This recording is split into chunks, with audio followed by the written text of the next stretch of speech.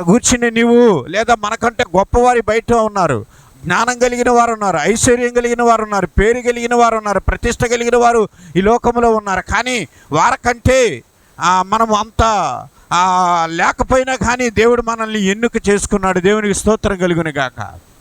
ఆనాటి సిపోరాని లేదా ఆ చిన్న పిచ్చుక పైన దేవుని కన్నుదృష్టి ఎలా ఉందో ఈరోజు నీ పైన నా పైన దేవుని కన్నుదృష్టి ఉంది. దేవునికి స్తోత్రం కలుగును గాక. అందుకనే ఆ విషయంలో మనం గమనించినట్లయితే ఆ మోషే ప్రాణాన్ని ఏ రీతిగా కాపాడిందో ఒకంత ఆలోచన చేద్దాం సమయాన్ని బట్టి. నిర్గమకాండం 2వ అధ్యాయం 22వ వచనాన్ని ఒకసారి మనం చదువుకుందాం.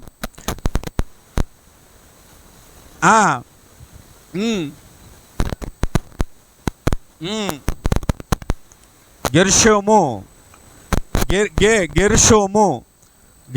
అనేటువంటి పేరు పెట్టినప్పుడు ఆ పేరుకి అర్థం చూస్తే పరదేశి. ఆ కింద ఫుట్ నోట్లో కనబడుతూ ఉంటుంది. ఏమండి, ఆ పరదేశిగా వెళ్ళినటువంటి మోషే అక్కడ బంధుత్వం లేదు, ఏమండి, ఎవరు తెలిసిన వారు లేరు, స్నేహితులు లేరు, ఆదరించేవారు లేరు. కానీ అలాంటి స్థితిలో ఉన్నప్పుడు దేవుడు ఒక ఇల్లును ఇచ్చాడు. అలాంటి స్థితిలోనే ఉండేటప్పుడు నాకు ఎవ్వరూ లేరు అనుకునేటప్పుడు చక్కటి తండ్రి లాంటి మామని దేవుడు అక్కడ మోషేకి ఇచ్చాడు. అంతేకాదు నాకు ఇంకా అక్కడ ఎవరూ లేరు అనుకునేటప్పుడు చక్కటి క్రమశిక్షణ కలిగిన బాధ్యత కలిగినటువంటి భార్యను దేవుడు ఆమెకి ఇచ్చాడు. అంతేకాదు అక్కడ 6 మరదల్ని, క్రమశిక్షణలో పెరుగుతున్నటువంటి 6 మరదల్ని అక్కడ వారికి దేవుడు అక్కడ ఇచ్చాడు. అంతేకాదు అక్కడతోనే సరిపెట్టుకున్నాడని అంటే కాదు. ఏమండి, దేవుడు ఏం చేశాడంటే ఇదిగో ఆ కుటుంబంలో నేను అనుకుంటాను ఇద్దరు పేరు రాయబడింది కానీ భార్య పేరు అక్కడ తెలియదు. అంటే తల్లి చనిపోయిందేమో. 6 7 అక్క చెల్లెళ్ళు తండ్రి సంరక్షణలోనే పెరుగుతూ ఉన్నారు. అందుకనే ఆ ఇంట్లో మగదిక్కు లేనప్పుడు ఏమండి మోషే లేదంటే ఆ యొక్క సిప్పోరా మోషేని దేవుడు ప్రేమించి ఇచ్చిన బహుమతిలో గెర్షోమును దేవుడు ఇచ్చాడు. దేవునికి స్తోత్రం కలుగును గాక. అందుకనే దేవుడికి ఆ మోషే ఏం చేశాడంటే ఇదిగో నేను పరదేశిగా ఉన్నాను, అయినా కానీ నువ్వు నన్ను మర్చిపోకుండా ఈ కుమారుణ్ణి ఇచ్చావు, పరదేశి అని జ్ఞాపకం చేశాడు. దేవునికి స్తోత్రం కలుగును గాక. అంటే అక్కడ మాటకు కూడా అర్థం ఉంది. ఏమండి, యేసుక్రీస్తు ప్రభువారిని సిలువ వేసినప్పుడు 2 దొంగలు ఒక పక్క ఎడం పక్క ఒకరు, కుడి పక్క ఒకరు ఉండేటప్పుడు రోజు వారిద్దరిలో ఇద్దరి యొక్క మాట తీరు డిఫరెంట్గా ఉంది. ఏమండి, ఒకడేమో దేవుణ్ణి అర్థం చేసుకునే రీతిగా మాట్లాడాడు, మరొకరేమో దేవుణ్ణి అర్థము చేసుకోలేని రీతిగా మాట్లాడుతూ వచ్చినప్పుడు అప్పుడు ఈ ఇరువురి మధ్య సంభాషణ మాట్లాడుకుంటారే, నీవు పాపివురా, ఇదిగో నీవు ఈ శిక్షకు అర్హులురా, మనం ఈ శిక్షకు మనము పాత్రుములా అని వారు చెప్పుకుంటూ ఒక వ్యక్తి అంటాడు, ప్రభా నీవు నన్ను జ్ఞాపకము చేసుకుని నీ రాజ్యము మొకటము లేని రాజ్యం, నీ రాజ్యం మోసము అన్యాయం అక్రమాలతో లేని రాజ్యం, నీ రాజ్యము నీతి రాజ్యం అని నేను గ్రహించాను ప్రభా, ఆ రాజ్యంలో నన్ను జ్ఞాపకం చేసుకో అనగానే వెంటనే దేవుడే ఉన్నాడు, నీవు నాతో కూడా పరదేశిలో ఉంటావు. దేవునికి స్తోత్రం కలుగును గాక. అంటే మోషే అక్కడ పరదేశి అనేటువంటి పేరు ఎందుకు పెట్టాడంటే, అరే అబ్బాయి నువ్వు ఈ దేశానికి శాశ్వతం కాదు, ఇదిగో పరదేశి అనేటువంటి ఒక దేశానికి నువ్వు వెళ్ళబోతున్నావు. ఈ లోకంలో మనం అందరం యాత్రకు వచ్చాం, జాగ్రత్తగా ఈ యాత్రకు వచ్చినప్పుడు క్రమశిక్షణతో నువ్వు జాగ్రత్తగా నువ్వు జీవించాలి. ఏ దేవుడైతే నిన్ను లోకానికి పంపించాడో ఆ దేవుని యొక్క అడుగుజాడల్లో, ఆ దేవుని యొక్క వాక్యానుసారంగా ఆయన మాటలో నువ్వు భద్రతలు నువ్వు నడిచినప్పుడు ఇదిగో దేవుని కృప నన్ను ఎలా నడిపిస్తుందో నిన్ను కూడా అట్లాగే నడిపిస్తుందని ఆ పేరు పెట్టాడు. దేవునికి స్తోత్రం కలుగును గాక నేను అనుకుంటాను అక్కడ. అందుకే పరదేశి, నువ్వు ఎప్పుడైనా ఆ పేరు పిలిచారే పరదేశి అంటే, ఓహో నేను పరదేశిని, ఈ దేశం నాది కాదు అంటే ఆ జ్ఞాపకం చేసుకోవడానికి అక్కడ మోషేకి దేవుడు అక్కడ పెట్టాడు అని అనుకుంటాను. దేవునికి స్తోత్రం కలుగును గాక. అయితే ఎవరూ లేనిటువంటి ఒంటరి వారిగా పెరుగుతున్నటువంటి ఆ మోషేకి దేవుడు అక్కడ ఒక కుటుంబాన్ని ఇచ్చాడు, తండ్రి లాంటి మామని ఇచ్చాడు, చక్కటి భార్యని ఇచ్చాడు, చక్కటి ఆ క్రమశిక్షణతో పెరిగినటువంటి 6 మరదలను ఇచ్చాడు, దాంతోపాటు కుమారుడిని కూడా చేతిలో పెట్టాడు. దేవునికి స్తోత్రం కలుగును గాక. అప్పుడు ఏమండి, దేవుడు ఒక వ్యక్తిని తాను అనుకున్న రీతిగా హెచ్చించాలనేటప్పుడు దేవుడు కొన్ని మలుపులను దేవుడు తిప్పటం మొదలు పెడతాడు. సడన్గా దేవుడు మలుపులు తిప్పుతూ ఉంటాడు. అంటే దేవుని ప్రణాళిక కిందగా ఆ వ్యక్తిని నడిపించటానికి, దేవుని ఉద్దేశం కింద ఆ వ్యక్తి ఆ కుటుంబాన్ని నడిపించటానికి కొన్ని మార్లు దేవుడు కొన్ని మలుపులను దేవుడు తిప్పటం మొదలు పెడతాడు. దేవునికి స్తోత్రం కలుగును గాక. అందుకని ఆ రోజు నిర్గమకాండం 3:7 వెళ్తేప్పుడు దేవుడు మోషేతో మాట్లాడుతున్నాడు.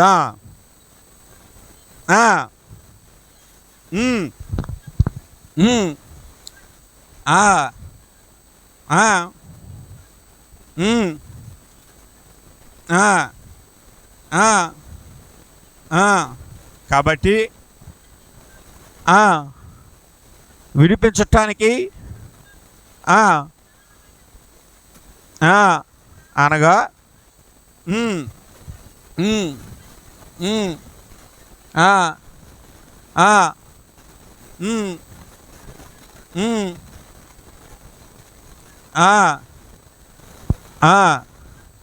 ఆమేన్. దేవునికి స్తోత్రం కలుగును గాక. ఎందుకు దేవుడు అక్కడ మోషేతో మాట్లాడుతున్నాడంటే, ఐగుప్తి బానిసత్వం మధ్య నలిగిపోతున్నటువంటి దేవుని ప్రజలు, ఇశ్రాయేలు ప్రజలు అక్కడ ఉన్నారు. అక్కడ ఉండడమే కాదు, వారు పెడుతున్న మొర్ర, వారు పడుతున్నటువంటి బాధ, వారు పడుతున్న కష్టాన్ని కన్నులుండి చూచుచున్న దేవుడు చూస్తూ ఉన్నాడు. దేవునికి స్తోత్రం కలుగును గాక. ఈరోజు ఈ పూట అదే దేవుడు, ఆ కన్నులు కలిగిన దేవుడు, చూచుచున్న దేవుడు నిన్ను మనల్ని అందరినీ చూస్తూ ఉన్నాడు. ఏ హృదయం వేదనతోనో లేదా అవసరతతోనో ఇక్కడికి వచ్చి నువ్వు ఒకవేళ కూర్చున్నావేమో, నీ హృదయపు అవసరతను ఎరిగిన దేవుడు నిన్నే చూస్తున్న దేవుడు అయి ఉన్నాడు. దేవునికి స్తోత్రం కలుగును గాక. అక్కడ ఆ పరిస్థితులను చూచినటువంటి దేవుడు సడన్గా మిద్యానులో 40 సంవత్సరాల ఆ జీవనాన్ని గడుపుతున్నటువంటి మోషే దగ్గరికి ఆ పర్వతం దగ్గర ప్రత్యక్షమయ్యాడు. వెళ్ళి మోషేతో మాట్లాడుతున్నాడు. మోషే, నువ్వు ఎక్కడి నుంచి బయలుదేరాలి అన్నాడు. సడన్గా మోషేకి ఆశ్చర్యం అనిపించింది. ఏం ప్రభా, ఇదిగో నా ప్రజలైనటువంటి ఇశ్రాయేలు ప్రజలు బాధ నేను చూచానయ్యా, కనుక వారిని విడిపించడానికి నీవే సమర్థుడైన నాయకుడివి అన్నాడు. దేవునికి స్తోత్రం కలుగును గాక. అప్పుడు అంటే మోషే అంటాడు, ప్రభువా నీకు నమస్కారం, నేనైతే వెళ్ళలేను.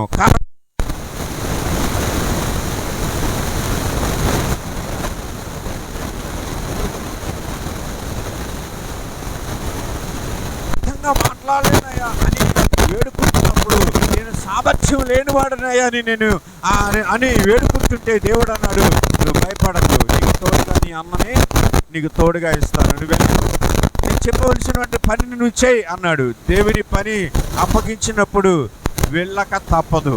ఒకవేళ వెళ్ళలేదు అని అనుకుంటే పరిస్థితి మరో రకంగా దేవుడు తారుమారు చేస్తాడు.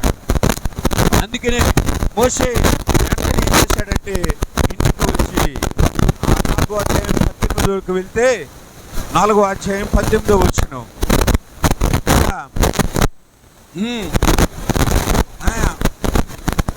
వచ్చి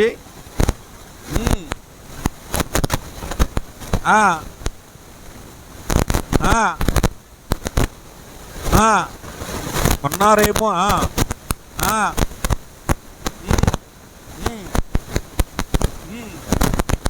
చూడండి, అక్కడ కొంత విషయమే రాశాడు. కానీ మన ఆలోచనలోకి వెళితే అక్కడ మామగారిని కూర్చోబెట్టి అంటున్నాడు, దేవుడేమో వెళ్ళమన్నాడు కనుక ఇంక తప్పదు, నీకు తోడిస్తానన్నాడు, విడిచిపెట్టేవాడు కనుక నేను తప్పక వెళ్ళాలని ఇంకా నిర్ణయం చేసుకుని మామ దగ్గరికి కూర్చుని మామ ఒక మాట చెప్తున్నాను విను, దేవుడు నాతో మాట్లాడాడు, నాకు కనిపించాడు అని అన్నాడు.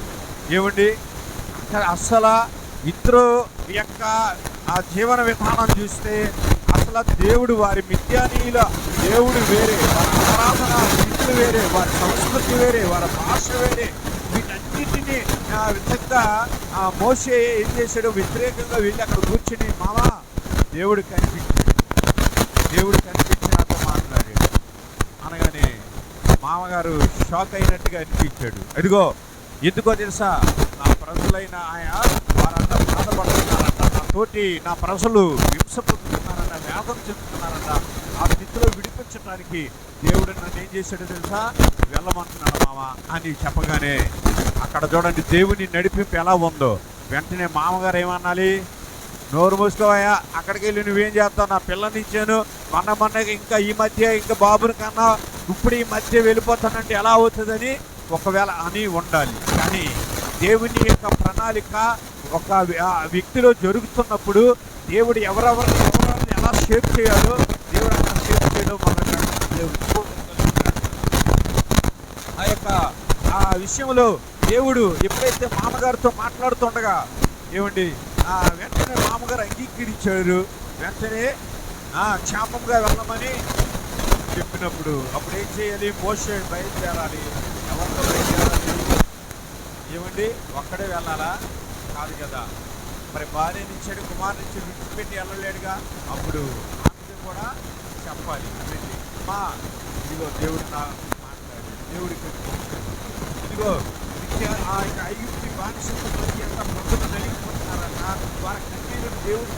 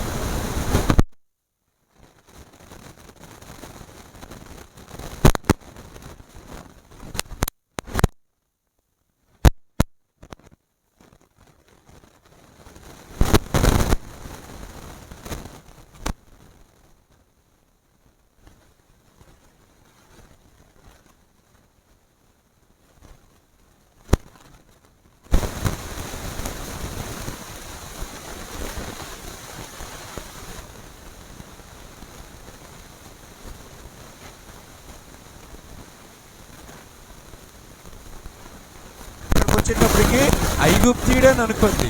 ఎందుకంటే నీళ్లు చేది పోసినప్పుడు ఆ ఇంటికి వెళ్ళి తండ్రి అడిగితే ఏమన్నది? ఆయన ఒక ఐగుప్తీయుడు మాకు సహాయం చేసాడు అనుకుంది. అంతవరకు కూడా సిప్పోరాక తెలియదు, ఇతడు ఐగుప్తీయుడనే తెలుసు. అందుకనే ఏమనుకుంది? ఎప్పుడైతే ఈయన వెళ్ళమన్నాడో ఆ బాటలో ఈ ఆస్తిని అంతస్తుని అంతటిని కూడా ప్రక్కన పెట్టేసి భర్తతో బయలుదేరడానికి వెళ్ళిన లోబడినటువంటి స్త్రీగా కనబడుతుంది. దేవునికి స్తోత్రం కలుగును గాక. ఆ లోబడే తత్వం ఎక్కడి నుంచి వచ్చిందో తెలుసా? ఆ తండ్రి ఆ క్రమశిక్షణలో బిడ్డలను పెంచినప్పుడు ఎవరో తెలియకపోయినా ఆ బానిసగా వచ్చినటువంటి, లేదంటే అక్కడ ఇశ్రాయేలు బానిసగా ఉన్నారు, ఈ వ్యక్తి ఎక్కడికి వచ్చాడు? మిద్యాను ప్రాంతానికి వచ్చాడు. ఎవరో తెలియకపోయినా ఇంట్లో చేర్చుకొని తర్వాత కొద్ది రోజులు గమనించి తన కుమార్తెను వివాహం చేసిన ఇచ్చినటువంటి ఆ యొక్క వ్యక్తి వెనకాతల వెళ్ళమంటాడు. అసలు ఆ ప్రాంతం ఏంటో తెలీదు, తల్లిదండ్రులు ఎవరో తెలీదు, ఆయన యొక్క వంశం ఏంటో తెలియనటువంటి వెనకాతల తండ్రి పంపించడం అంటే ఆషామాషి కాదు. అంతేకాదు, ఈ భార్య కూడా వెళ్ళటం అంతా కాదు. కానీ దేవుని యొక్క నడిపింపు అద్భుతం. దేవునికి స్తోత్రం కలుగును గాక. ఎప్పుడైతే దేవుడు కనిపించాడని, దేవుడు మాట్లాడాడని, ఫలానా నా జనాంగం నశించిపోతున్నారు, వారిని మీరు విడిపించాలని ఎప్పుడైతే ఈ మాటలు చెప్పేటప్పటికీ ఆ దేవుని మాట ఆ యొక్క సిప్పోరా హృదయాన్ని తాకింది. దేవునికి స్తోత్రం కలుగును గాక. అంతేకాక మామని కూడా, ఆ యొక్క పిల్లనిచ్చినటువంటి ఆ మామగారిని కూడా ఆకర్షించింది దేవుని మాట. దేవునికి స్తోత్రం కలుగును గాక.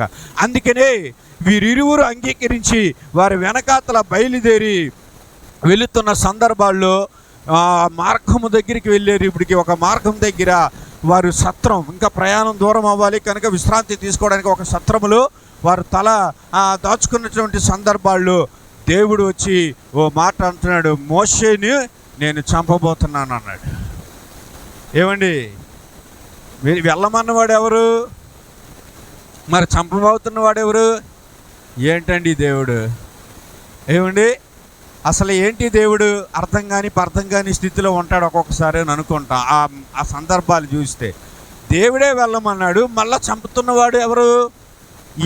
ఇలాంటి చిన్న చిన్న ఈ వాక్యములను, ఈ మాటలు తీసుకుని లోకంలో ఎంతోమంది ఏమవుతున్నారో తెలుసా? ఈ దేవుడు మంచివాడు కాదు, ఈ బైబిల్ గ్రంథం మంచిది కాదని ఇలాంటి చిన్న చిన్న మాటలు తీసుకొని లోకానికి అర్థం కాని లోకానికి ఏమండి ఈ దేవుడు చెడ్డవాడు, ఇలాంటి వాడు, అలాంటి వాడని రకరకాలుగా మాట్లాడుతున్నారు. కానీ దేవుడు ఎందుకు చెప్పాడో ఆ మాట, అసలు ఏంటి ఆ సందర్భం ఏంటో, అసలు దేవుడు ప్రాణం తీసేవాడా, ప్రాణము పోసేవాడా అని అర్థం తెలియక భయంకరమైనటువంటి గందరగోళం ఈ లోకంలో జరిగిపోతూ ఉంది దేవుని గురించి. దేవునికి స్తోత్రం కలుగునుగాక.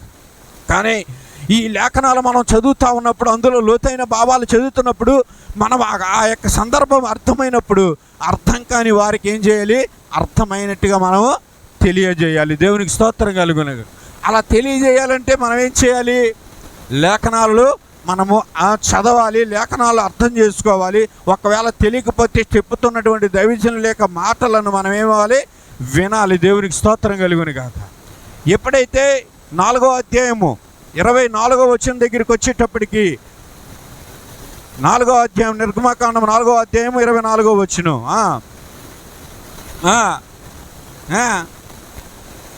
ఎదుర్కొని తీసుకొని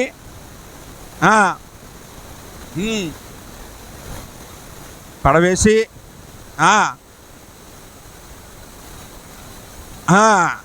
అంతటా చూసారా? అక్కడ అర్థమైంది. ఎప్పుడైతే ఆ ప్రయాణం అవుతూ ఉన్న సందర్భాలలో సడన్గా దేవుడు ఆ మాట అనగానే ఈమెడి వెంటనే చాకచక్యంతో వివేకం కలిగినటువంటి వ్యక్తిగా విని వెంటనే ఏం చేసింది? కుమారుడి యొక్క సున్నతి చేసి ఆ గోప్యాంద చర్మాన్ని రక్తంతో తీసుకొచ్చి ఎవరి దగ్గర పడేసిందో తెలుసా? మోషే కాళ్ళ దగ్గర పడేసింది. ఎప్పుడైతే ఆ రక్తంని దేవుడు చూచాడో, గొప్పంద చర్మం చూచాడు, వెంటనే చంపాలనుకున్నటువంటి దేవుడు ఏమయ్యాడు? వెనక్కి వెళ్ళిపోయాడు. కారణం ఏంటి? ఎందుకు ఆ మాట అన్నాడు? మోషేని ఎందుకు చంపుతాను అన్నాడంటే, దేవుడు అనాది కాలంగా దేవుడు ఒక నిబంధన పెట్టుకున్నాడు. అబ్రహాము దగ్గరికి వెళ్తే దేవుడు ఒక నిబంధన పెట్టుకున్నాడు. ఏమని? అబ్రహాము 17వ అధ్యాయం 19లో ఓ మాట అంటాడు, ముగిస్తాను ఈ మాట చెప్పి. ఆదికాండం 17వ అధ్యాయం 19వ వచనం. ఆదికాండం 17వ అధ్యాయం 19వ వచనం చదవండి.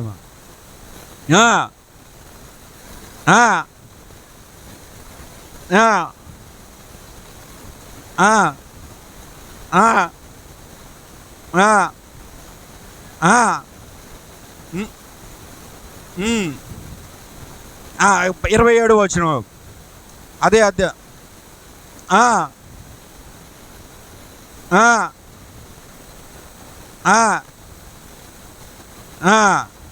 చూస్తారా? అక్కడ ఏమైంది? దేవుడు ఒక నిబంధన పెట్టుకున్నాడు. ఏమని? నీ ఇంటిలో పుట్టిన ప్రతి మగవాడును ఏం చేయాలి?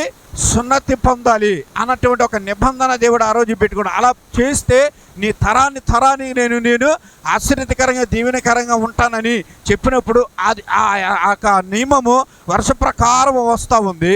అయితే ఇక్కడికి వచ్చేటప్పుడు మనం జ్ఞాపకం రావాలి, మరి మోషే సున్నతి పొందుకున్నాడా లేదా? చెప్పాలి. ఏమండి? పొందుకున్నాడా లేదా? పొందుకున్నాడా? ఏమండి? పొందుకోలేదా? పొందుకున్న వారు ఎంతమంది? పొందుకోలేనంత వారి చేతులు ఎత్తండి. మోషే పొందుకున్నాడా లేదా? సున్నతి ఇవ్వడం అసలు ఎప్పుడు చేయాలి? మరి మోషే పొందుకున్నాడా లేదా? ఏమండి? మరి 3 నెలలు పెంచాడంటే 8వ రోజే సున్నతి చేయాలి. అంటే సున్నతి ఆ రోజే చేయబడింది ఆల్రెడీ. అంటే మోషే సున్నతి పొందుకున్న తర్వాత మరి అదే నిబంధన కింద మోషే కడుపులో నుండి వచ్చినటువంటి గెర్షోముకి మోషే ఏం చేయాలి? సున్నతి చేయాలి. కానీ మోషే ఏం చేశాడు? నేను అనుకుంటా 2 విషయాలు. అక్కడ ఉన్నటువంటి సిప్పోరా యొక్క సంస్కృతి వేరే, ఆరాధన వేరే, వారు ఉన్నటువంటి స్థితిగతులు అన్నీ వేరే కనుక ఒకవేళ ఈ సున్నత అనేది వారికి అర్థం కాదేమోనని మోషే ఒకవేళ ఆగాడేమో. రెండవది, అయ్యో ఇక్కడ ఎలాంటి పరిస్థితులు చేస్తే మనలో వ్యతిరేకత వస్తుందేమో అని అన్నటువంటి ఆలోచనతో నేను అనుకుంటాను మోషే ఆలస్యం చేసి ఉంటాడు. కానీ దేవుడు మాత్రము ఆలస్యం చేయలేదు. దేవుడు ఒక నిబంధన కలిగి ఉన్నాడు. ఇదిగో నీ జనాంగం అంతా కూడా ఈ రీతిగా ఉంటే ఇది నా నిబంధన నువ్వు చేయాలని మోషేకి చెప్పినప్పుడు మోషే ఏం చేశాడు? దాన్ని మర్చిపోయి కుమారుడికి అన్నాడని ఆనందంతో, దేవుడు పిలిచాడని ఆనందంతో బయలుదేరి వెళుతుండగా దేవుడు మార్గ మధ్యంలో ఆ నిబంధన నెరవేర్చలేదు కనుక దేవుడు అక్కడ ఆపేశాడు. దేవునికి స్తోత్రం కలుగును గాక. ఈరోజు దేవుడు నీ పక్షాన నా పక్షాన ఒక నిబంధన కలిగి ఉన్నాడు. ఏంటా నిబంధన అంటే ఆ సర్వ సృష్టికర్త అయిన దేవుడు నీ కొరకు నా కొరకు ప్రాణపెట్టిన మహనీయుడు. ఇదిగో ఈ భూలోకంలో యాత్రకు వచ్చిన మనము దేవునికి మనం ఏం చేయాలి? మహిమ కలిగించేవారు, మహిమ తెచ్చేవారుగా ఉండాలని దేవుని సంకల్పన. కానీ ఆ దేవునికి మహిమ తెచ్చే విషయంలో కాకుండా దేవుని విషయంలో మనం ఏం చేస్తున్నాం? ఈ భూలోక అవసరతలు తీరలేదని, భూలోకంలో జరగలేని కార్యాలు జరగలేదని మనంగా బాధపడుతూ దేవుని పైన మనం ఏం చేస్తున్నాం? ఆయాసపడుతూ, దేవుని పైన సనుగుతూ, దేవుని సాన్నిధ్యాన్ని దూరం చేసుకుంటూ వెళుతున్నటువంటి మనల్ని కూడా ఓ మరణం వెంట ఉందని జ్ఞాపకం చేస్తున్నాడు ఈ పూట. దేవుని సన్నిధిలో ఒక నిబంధనతో దేవుడు నిన్ను నన్ను ఈ ప్రత్యేకమైన జనాంగంగా దేవుడు ఉంచాలని దేవుడు మనల్ని రక్షించి ఈ ఆరాధనలో ఆయన స్థితిలో మనల్ని పాల్గొనడానికి దేవుడు ఇచ్చినటువంటి ఆ భాగ్యాన్ని వృధా చేసుకుని మనము ప్రక్కకి తొలగిపోతే నీ పైన హఠాత్తుగా ఒక మరణము పొంచి ఉంటుంది. జాగ్రత్త. ఆ మరణపు కోరలో నువ్వు పడకుండా, ఆ పాపపు కోరల్లో, చీకటి కోరల్లో మనం పడకుండా ఉండాలని అంటే దేవుని యొక్క నిబంధన ఏంటో తెలుసా? నీవును నీ ఇంటి వారును ఏం చేయాలి? నీవును చెప్పాలి మీరు. నీవును మరి ఎంతమంది వచ్చారు? కుటుంబాలతో ఎంతమంది వచ్చారు ఇక్కడికి? అది దేవుని నిబంధన మీరినట్లు మీరు చూసారా? ఆ నిబంధన మనం మీరితే దేవుడు జ్ఞాపకం చేస్తున్నాడు. అక్కడ మోషే ఎప్పుడైతే దేవుని నిబంధనను మీరాడో దేవుడు వెంటనే ఆ ప్రయాణాన్ని దేవుడు అక్కడ ఆపాడు. దేవుడే వెళ్ళమన్నాడు. కానీ సడన్గా దేవుడు ఆ సత్రం దగ్గర ఆపినప్పుడు సిప్పోరా దాన్ని గమనించి వివేకంతో ఏం చేసింది? అమ్మో, నా పితరులు ఇచ్చినటువంటి వాగ్దానం వల్ల మర్చిపోయాడు మన భర్తని. వెంటనే ఎప్పుడైతే సున్నతి చేసిందో దేవుడు మరలా ఏం చేశాడు? ప్రయాణాన్ని సాగింపించాడు. దేవునికి స్తోత్రం కలుగును గాక.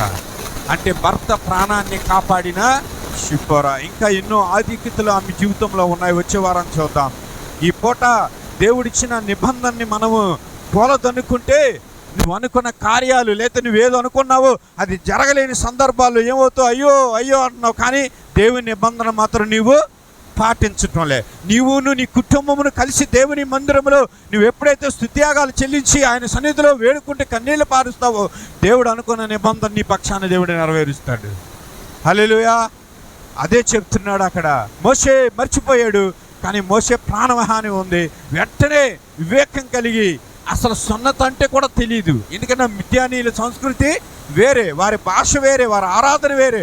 అయినా కానీ నేను అనుకుంటా తెలుసుకొని ఉంటుంది ఎప్పుడన్నాడు.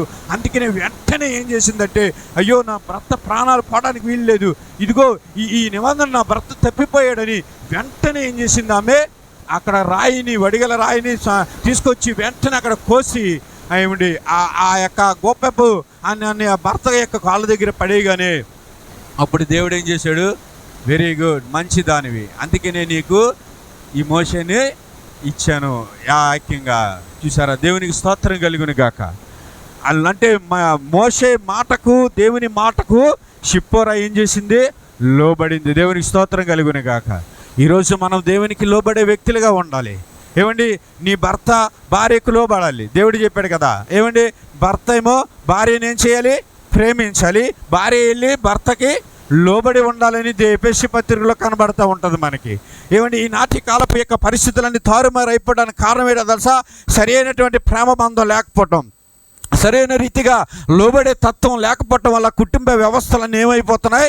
తారుమారు అయిపోతూ ఉన్నాయి. తెలుసా? నీ కుటుంబంలో ఏదైనా పరిస్థితి తారుమారైనప్పుడు థర్డ్ పర్సన్కి ఎప్పుడు కూడా నువ్వు అవకాశము ఇవ్వడానికి వీల్లేదు. థర్డ్ పర్సన్కి ఎప్పుడైతే నువ్వు అవకాశం ఇచ్చావో నీ లోపాన్ని వారు క్యాచ్ చేసుకొని ఏమిటి ఆకాశపు యొక్క ఏమిటి పక్షులు ఆ గెద్ద చూచినట్లుగా నీ యొక్క పరిస్థితులను చూచి నీ కుటుంబ వ్యవస్థను అంతటిని కూడా తారుమారు చేసే పరిస్థితులు వస్తాయి. అందుకనే దేవుని సన్నిధిలో ఏం చేయాలో తెలుసా? నువ్వు లోబడాలి. దేవునికి స్తోత్రం కలుగును గాక. నీవు దేవునిని ప్రేమించే వ్యక్తిగా ఉండాలి. భర్త ఎలా అయితే భార్యను ప్రేమిస్తున్నాడో, భార్య ఎలా అయితే దేవుని భర్తను లోబడుతుందో, ఈ జీవము కలిగిన దేవునికి మనం ఏం చేయాలి? లోబడాలి. దేవునికి స్తోత్రం కలుగును గాక. లోబడాలంటే నీవు నేనేం చేయాలి తెలుసా? యెహోషువ తన ఇంటి వారందరూ దేవుని స్తుతించినట్లుగా, ఆయన ఆరాధనను స్తుతించినట్లుగా నీవు నేను కూడా ఏం చేయాలి తెలుసా? మన ఇంటి వారు అందరూ కలిసి పిల్లలతో పాపతో ఎంతమందిని ఇంట్లో ఉన్నారో అందరూ దేవుని మందిరానికి వచ్చి ఆ ఒక్క 2-3 గంటలు ఈ దేవుని సన్నిధిలో నువ్వు స్తుతి చేస్తానట, ఆ స్తుతుల మీద ఆసీనుడైన దేవుడు అంట పరవశించి నీకు కావలసినటువంటి లోటులను దేవుడు భర్తీ చేస్తాడు. హల్లెలూయా. లేదా నీ లోటులు అలాగే ఉంటాయి. నీ పక్కన ఉన్న వారు కుటుంబ యావత్తు వచ్చి వారు సంతోషంతో ఆ దీవెనలు పొందుకొని ఎదుగుతున్నప్పుడు నువ్వు ఇంకా అలా అడుగుని ఉండిపోయి ఆ సనిగేటువంటి ఇశ్రాయేలు జనాంగం ఎలా అయితే సనిగి ఆ యొక్క అరణ్యములో పండాకులు రాలిపోయినట్లుగా రాలిపోయారో ఆ రీతిగా నీ పరిస్థితులన్నీ కూడా అలా అడుగంటికి పోతాయి. ఇదిగో దేవునిలో ఎదుగుతున్న వారు దినదినం ఏమవుతారో తెలుసా? నూతన బలము పొందుకుంటారు. దేవునికి స్తోత్రం కలుగును గాక. హల్లెలూయా, హల్లెలూయా. ఈరోజు ఆ నిబంధనను మర్చిపోకుండా ముందుకు సాగాలని దేవుడు మరొకసారి జ్ఞాపకం చేస్తున్నాడు. అట్టి కృపను దేవుడు మనకిచ్చి మనం తప్పిపోకుండా మనము మన కుటుంబ వారు దేవుని ఇంటిలో ఉండాలని ఆశిస్తూ ఈ మాటలు తెలియజేస్తూ ముగిస్తూ ఉన్నాను. సమయాన్ని దైవజనులకు అప్పగిస్తూ ఉన్నాను.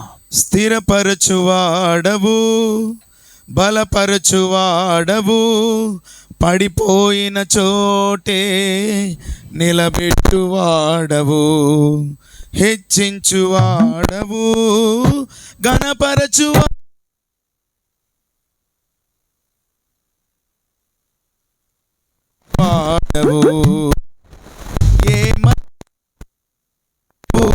కథ మొత్తం మార్చగలవు, నీ నామముకే మహిమంతా తెచ్చుకుందువు.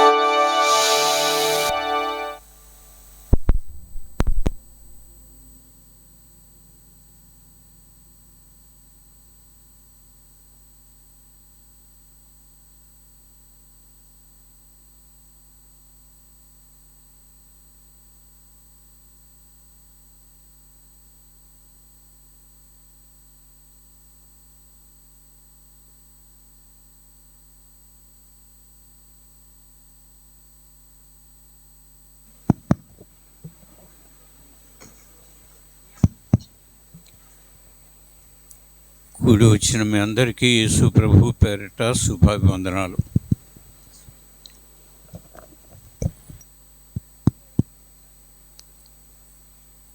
పరమగీతం ఏటయ్యే మైకులు.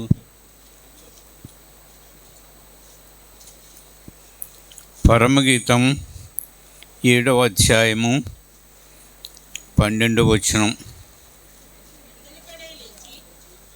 పెందల కడే లేచి, రెండవది ద్రాక్షావనానికి పోదాము, మూడవది పెందల కడే ఎందుకు లేగాలి, లేచిన వాళ్ళు ఏమి చేయాలి, ద్రాక్షావనానికి ఎందుకు పోవాలి అనే విషయాలన్నీ కూడా మనం చూస్తూ వస్తున్నాం. క్రైస్తవ జీవితంలో, విశ్వాస జీవితంలో పెందలకడ లెగడం అనేది అది జీవితానికి ఆశీర్వాదమును ఆరోగ్యము కూడా. మీకు తెలుసా, ఉదయాన్నే లేచి చూడండి ఎలా ఉంటుంది, 8 వరకు పడుకోండి ఎలా ఉంటుంది. ఉదయాన్నే లేస్తే అన్ని శరీర అవయవాలన్నీ కూడా ఎంతో తేలిగ్గా ఉంటాయి, ఎంతో ఆరోగ్యంగా ఉంటుంది. 8 వరకు పడుకున్నామంటే మజ్జు ఏదో అంత బరువెత్తినట్టుగా ఉంటుంది శరీరం అంతా.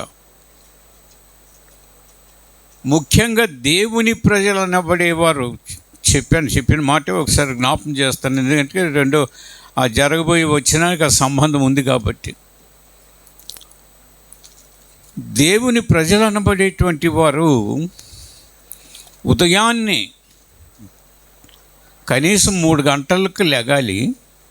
3 గంటలకు పడక మీద ఉండడానికి లేదు, భక్తి కలిగిన స్థితి. పోయిన అంతవరకు కాకపోయినా కనీసం 4 లేచి మోకాళ్ళు వేయాలి. అది దేవుని ప్రసన్నతను కనుగొనే సమయం, అది నిర్మానుష్యంగా ఉండేటువంటి సమయం కదా. దేవుడు దిగి వచ్చి తన ప్రజలను దర్శించేటువంటి సమయం అది. అందుచేత దేవునితో గడిపే సమయము వేకువ సమయం కదా. మన రక్షకుడు, మన దేవుడు, మన కొరకు ప్రాణం పెట్టిన యేసు ప్రభువే వేకువజామున లేచి ప్రార్థనకు వెళ్ళాడని బైబిల్ చెప్తుంది. మరి ఆయనకే అంత ఉంటే నీకెంత ఉండాలి? ఏమోనండి, రాత్రి అంతా ఇదైందండి, నిద్రపట్టలేదండి కదా. చెప్పిన సంగతి చెప్తాను. ఏమమ్మా మీ ఆయన వచ్చి, ఏమమ్మా నువ్వు తెల్లారేటప్పటికి బస్సు ఉంది 4 గంటలకల్లా, అంచేత నువ్వు మీ పుట్టింటి వాళ్ళు రమ్మన్నారు వెళ్ళాలి అని అన్నారు అనుకోండి, ఎన్ని గంటలకు లేస్తుంది? 3కా?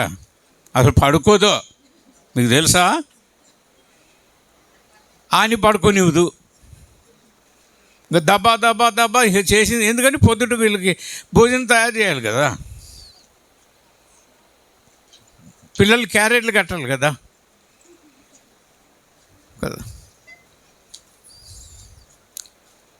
అంటే పుట్టింటికి వెళ్ళడం తప్పని నేను అంటాంలా లేదు. మరొక రకమైనటువంటి పిలుపు వచ్చింది అనుకోండి, మీరు తెల్లారేటప్పటికి 5వ గంటకల్లా మా దగ్గర ఉంటే మనం అందరం ఒక దగ్గరికి వెళ్దామంటే ఎన్నింటికి వెళ్ళి సిద్ధపడతాం?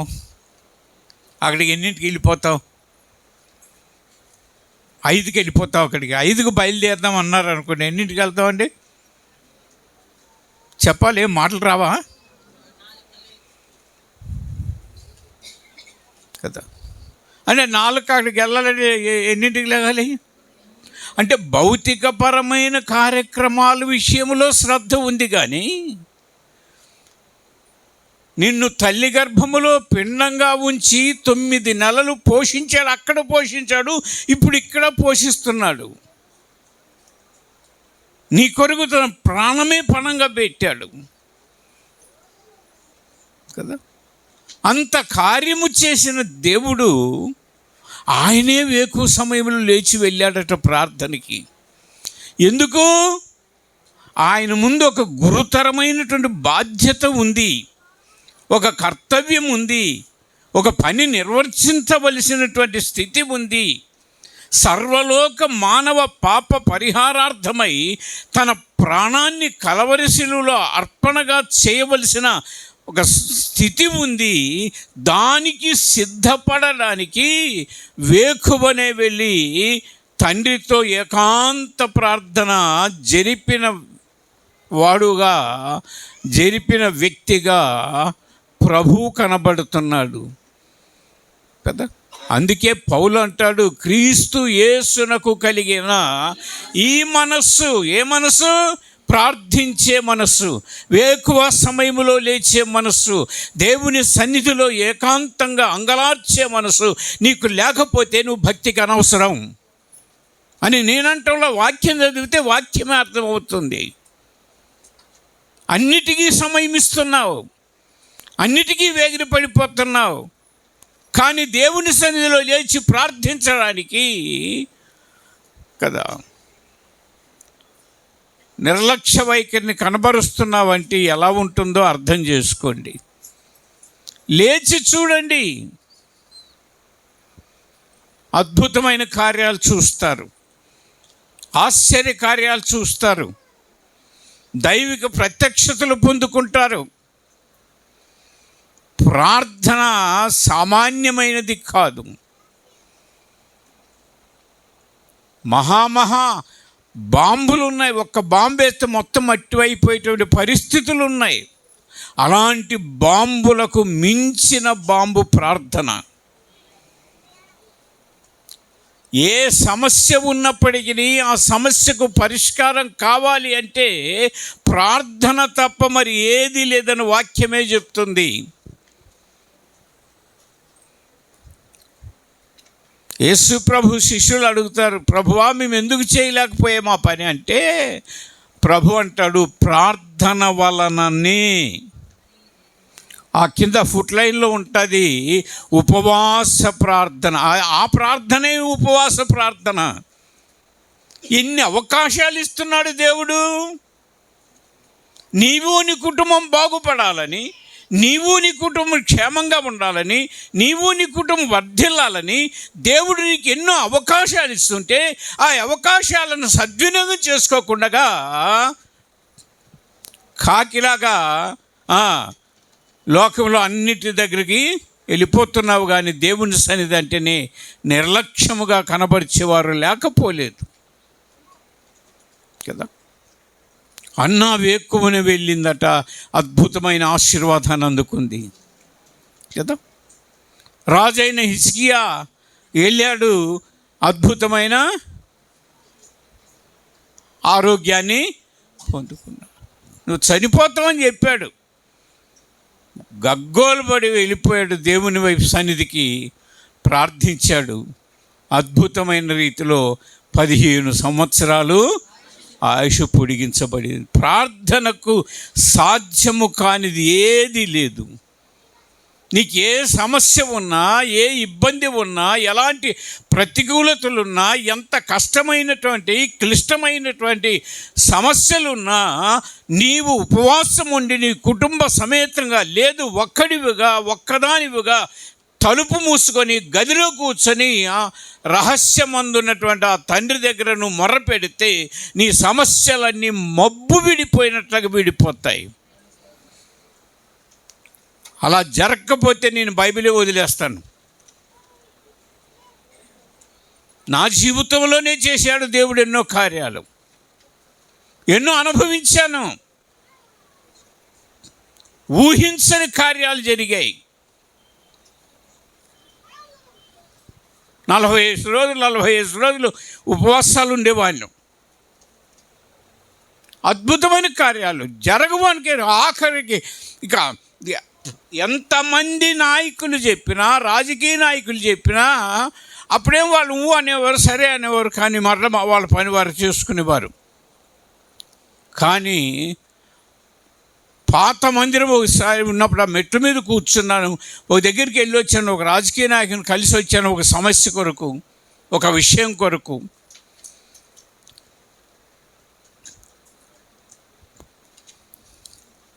ఏం జరగలేండి, రాజుగారు వెళ్ళిపోండి అన్నారు ఆయన. వచ్చాను, కానీ ఆ మెట్ల మీదే కూర్చొని ఇంటికి వెళ్ళలే. ఏడ్చుకున్నాను దేవుని సన్నిధిలో. నువ్వు నన్నెందుకు ఇక్కడికి పంపించావు? నా పట్ల నీ ఉద్దేశం ఏంటి? నా నుండి నువ్వు ఇక్కడ కార్యం జరగకపోతే నన్ను తీసేసుకో. ఈ మాటతోనే ప్రార్థన చేశాను. అప్పుడు దేవుని మాట విన్నాను. నేను అక్కడ మెట్ల మీద కూర్చొని ఏడుస్తూనే, కుమారుడా, ఇక్కడికి వచ్చిన దగ్గర నుండి నీ విషయంలో ఎన్నో కార్యాలు చేస్తూ వచ్చాను, ఇంకా చేయబోతాను. ఈ అల్పమైనటువంటి, అంటే ఈ చిన్ని పనిని చేయలేనని నలుగుతున్నటువంటి రెడ్లు దగ్గరికి వెళ్ళావా? అంటే లోకములోనికి వెళ్ళావా?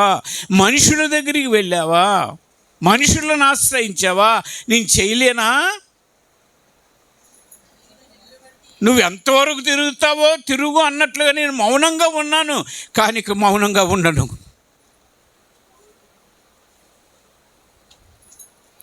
లేచి ప్రార్థించు అని ప్రభువు చెప్పినప్పుడు 40 రోజులు ఉంటే 21 రోజులని అద్భుతమైన కార్యం జరిగింది కదా. మొదటి ఉన్నటువంటి వారికి తెలుసు కదా. దేవుడు కార్యాలు చేస్తాడండి. నమ్మిన వారిని నట్టేట ముంచే దేవుడు కాదండి, మునిగిపోతున్న జీవితాలకు చెయ్యిచ్చి పైకి లేపే దేవుడు. కానీ దాన్ని అర్థం చేసుకోకుండా, అవగాహన చేసుకోకుండా, దేవుని మనస్సును గుర్తించుకోకుండా, మన ఇష్టం వచ్చినట్లుగా, మన ఆలోచన చొప్పున, మన ఉద్దేశాల చొప్పున, మన తలంపుల చొప్పున మనం జీవిస్తూ నష్టపోతున్నటువంటి పరిస్థితులు కనబడుతున్నాయే తప్ప దేవుని మీద ఆనుకున్నటువంటి వారిని దేవుడు ఎప్పుడు విడిచిపెట్టేవారు కాదు. ఆయనను హత్తుకుంటే ఎత్తుకొని మోసే దేవుడు. పిల్లలున్నారు ఆడుతున్నారు అనుకోండి, ఎవరా నేను అలా చేసేసామని అనుకోండి, వాళ్ళు పరిగెట్టుకొని వచ్చి మన ఒళ్ళోకి ఎక్కిపోయారు అనుకోండి, ఎక్కడ కూర్చోబెట్టుకుంటాం చెప్పండి? భుజాన్ మీద కూర్చోబెట్టుకుంటాం. దేవుడు అంతే. నీవు విధేయురాలవై దేవుని వాక్యానుసారం, మరలా చెప్తున్నాను, మీరు దీవించబడాలని, మీరు బాగుపడాలని, మీ సమస్యల్లో నుండి మీరు గట్టెక్కాలని, అవి ఏవైనప్పటికీ వాటిలో నుండి మీరు బాగుపడాలని, మీరు మీ కుటుంబాలు క్షేమంగా ఉండాలని ఆశతో, దేవుని ఆలోచనతో ఈ మాటలు చెప్తున్నాను. దేవుని మీద ఆధారపడండి. దేవుడు నిన్ను పైకి లేవనెత్తే దేవుడు కదా. ఎంతకాలం దేవునికి వ్యతిరేకంగా జీవిస్తావు? ఎంతకాలం దైవ సేవకులకు వ్యతిరేకంగా మాట్లాడతావు? ఎంతకాలం దేవుని సంఘములో ఉన్నటువంటి ప్రజలతో వ్యతిరేక భావాన్ని కలిగి ఉంటావు? అంత ఉన్నంత వరకు నీ జీవితంలో ఏ కార్యం జరగదు. మరీ మునిగిపోతావు అంటే ఊబిలోకి దిగిపోయిన పరిస్థితి ఉంటుంది నీ పరిస్థితి. దానిని గమనించి దేవుని వైపు తిరుగు. దేవుడు అన్యాయస్తుడు కాడు.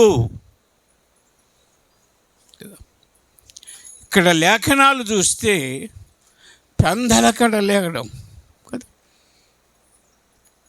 ఈ స్థల విషయంలో అంతే.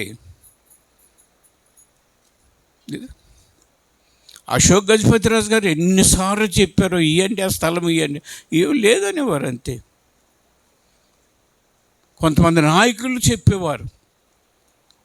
మరలా 40 రోజులు ప్రార్థన చేస్తే తహసీల్దార్ గారు ఇంటికి పిలిపించి తన ఆఫీసుకి తీసుకెళ్ళి, నీ మరణాత విశ్వాస సమాజం అనే పేరుతోనే నీకు ఇస్తున్నానయ్యా, చర్చి అనే పేరుతోనే ఇస్తున్నాను పట్టా అని చెప్పేసి పట్టా కాగితం చేతిని పెట్టాడు.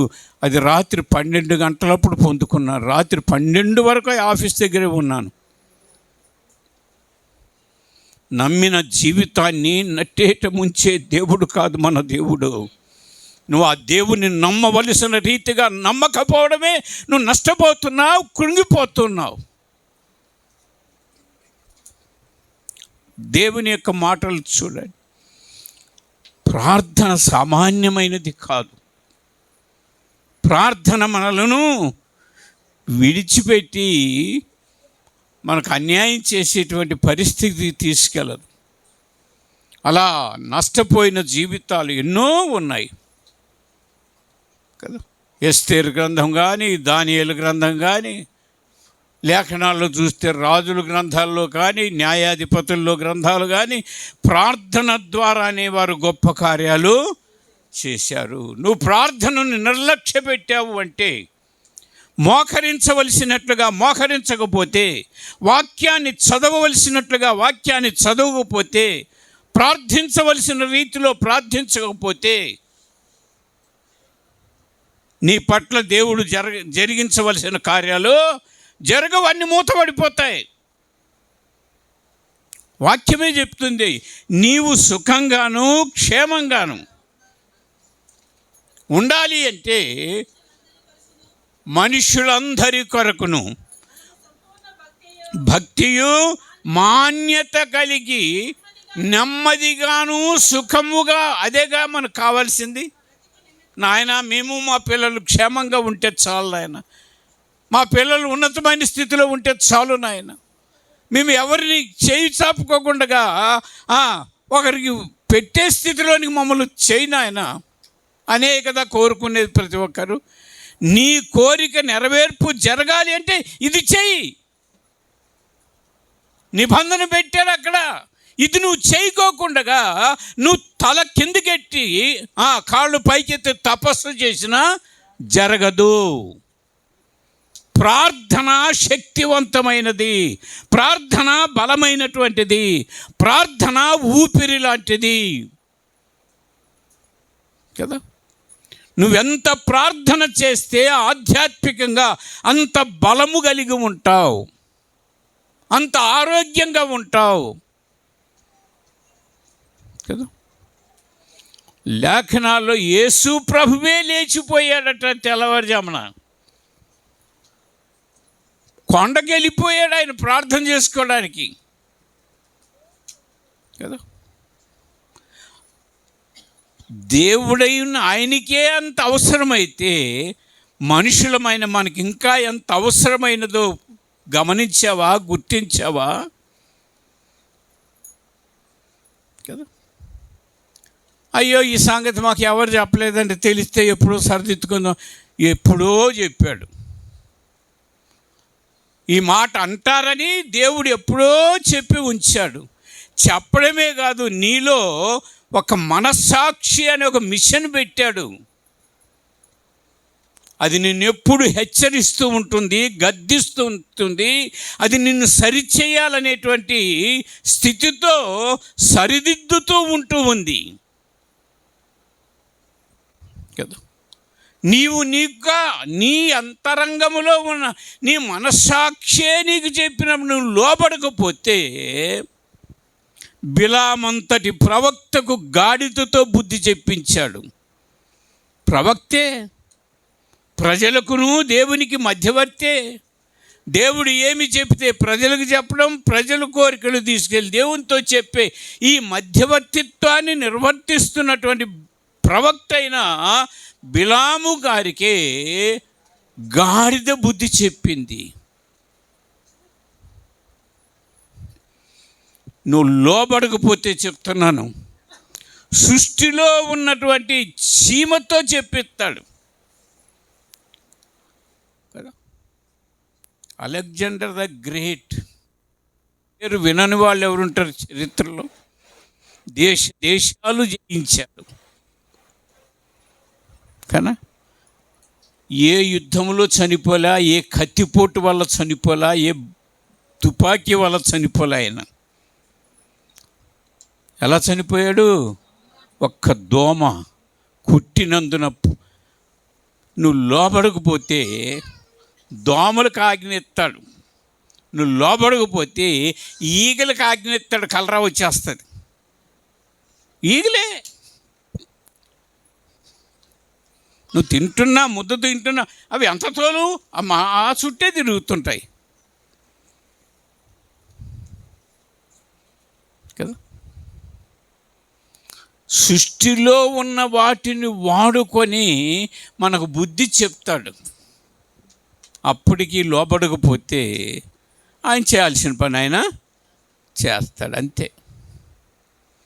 అంచేత ఆ విధంగా పెందలకడనే లేచి దేవుని నియమ నిబంధనల ప్రకారంగా జీవించినటువంటి వారి యొక్క పరిస్థితులు ఎంతో దీవెనకరంగా, ఆశీర్వాదకరంగా మార్చబడినట్లుగా లేఖనాల్లో ఉన్నాయి. అవన్నీ మనం జాగ్రత్తగా చదివితే, నేను ఇలా చేస్తే నా దేవుడు ఎందుకు చేయడు?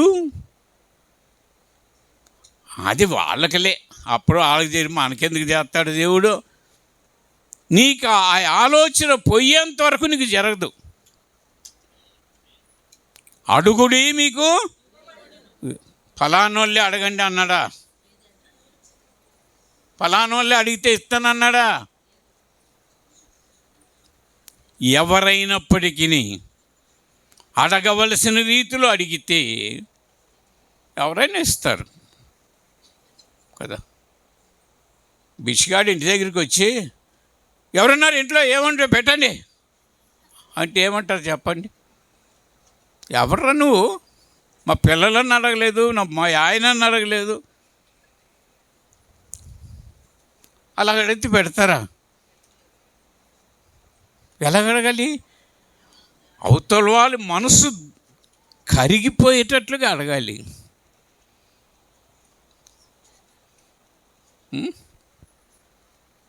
అమ్మా, మీలాంటి వాళ్ళే అలా అంటే మేము ఎలా బ్రతుకుతాం తల్లి?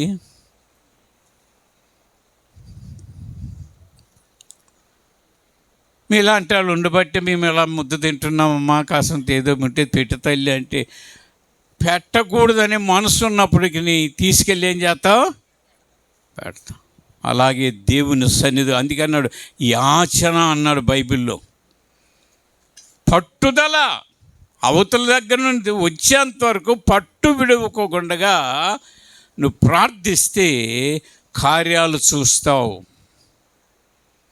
నా పేరు పెట్టబడిన జనాంగం ప్రార్థనలో పాటించవలసిన నియమాలు, ఎటబడితే అట్లు ప్రార్థన చేస్తే రావా? నియమాలు ఉన్నాయి, పద్ధతులు ఉన్నాయి, విధానం ఉంది. ఏమండి?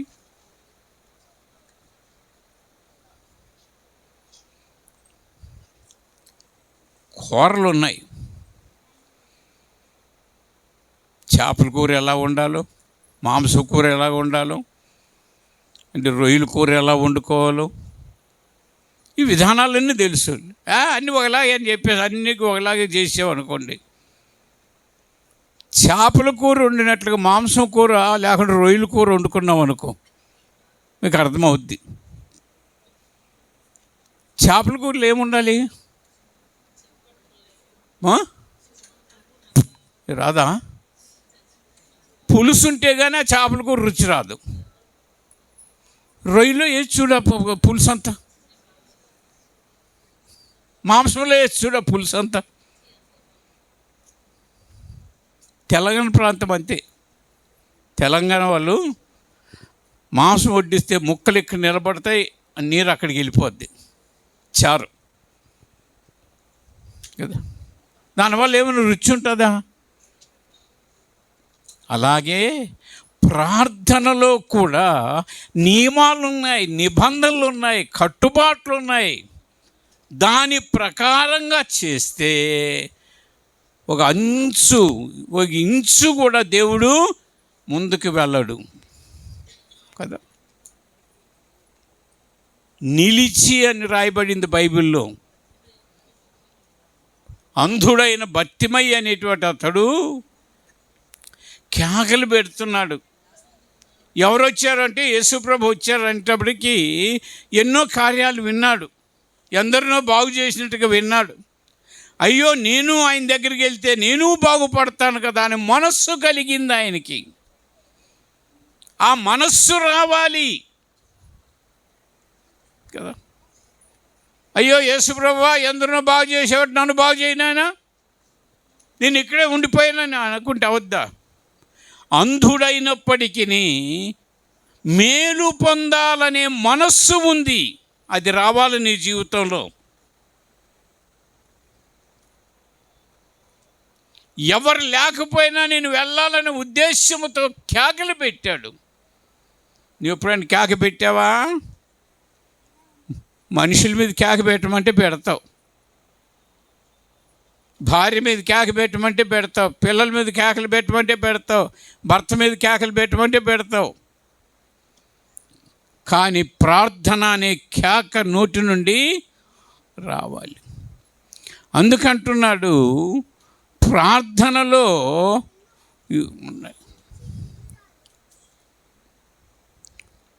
తాలింపు వేసేటప్పుడు, ఇవన్నీ మీకు పరిచయమైన మాటలే చెప్తున్నాను, ఇదేంటి పాస్టర్ గారు వంటలని చెప్పేస్తున్నారు, నాకేం కాపీ పెట్టుకోవడం కూడా రాదు కదా. ఈ పోపు గింజలన్నీ కదా, ఆ తాలింపులో ఊరిని వెల్లుల్లిపాయ వేస్తే సరిపోద్దా? ఏం చేయాలి? అన్నీ వేయాలి. అన్నీ వేస్తేనే కానీ, ఆ చిటపట అంటేనే కానీ ఆ తాలింపు పనిచేయదు. అలాగే ప్రార్థనలో అన్నీ ఉన్నాయి, దినుసులు ఉన్నాయి. ఆ దినుసులను కలిపితేనే ఆ పోపు గింజలు, ఆ పోపు పనిచేస్తుంది. వేయకుండా ఒకటేసి ఒకటి వేయకపోతే ఏముంటుంది? ఆవాలు లేకపోయినా కూర రుచి రాదు, జీలకర్ర లేకపోయినా కూర రుచి రాదు, ఇవన్నీ ఉండి ఎల్లుల్లి లేకపోయినా రుచి రాదు. అని తెలిసిన సంగతులే. మరి ప్రార్థనలో కూడా దేవుని దగ్గర నువ్వు మేలు పొందాలి అంటే పాటించవలసిన, అనుసరించవలసిన నియమ నిబంధనలు ఉన్నాయి. ఆ నియమ నిబంధనలను పాటించాలి, జాగ్రత్తగా పాటించాలి. అప్పుడే అద్భుతమైన కార్యాలను చూస్తావు నీ జీవితంలో అని వాక్యం చెప్తూ ఉంది. అంచేత ఆనాటి వాళ్ళు వేకువనే లేగడం, ప్రార్థించడం వల్ల ఎన్నో జరిగాయి కదా.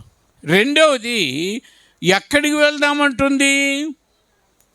ద్రాక్షావనానికి. చెప్పాను దాని గురించి. ద్రాక్షావనం అంటే దేవుని మందిరం. 6 దినాలు ఇచ్చాడు మనకు బ్రతకడానికి, పని పనులు చేసుకోవడానికి. 7వ దినము అయింది అన్నాడు. అందుచేత ఆదివారం, శనివారమే అన్ని పనులు ముగించుకోవాలి. శనివారమే అన్ని పనులు. ఇశ్రాయేలు విశ్రాంతి దినములో కదా, వారికి అప్పుడు శనివారం, శుక్రవారం సాయంకాలంకి అన్నీ ముగించుకునేవారట. తెల్లారుతుండగానే దేవుని మందిరానికి పారిపోయేవారట కదా. మనము కూడా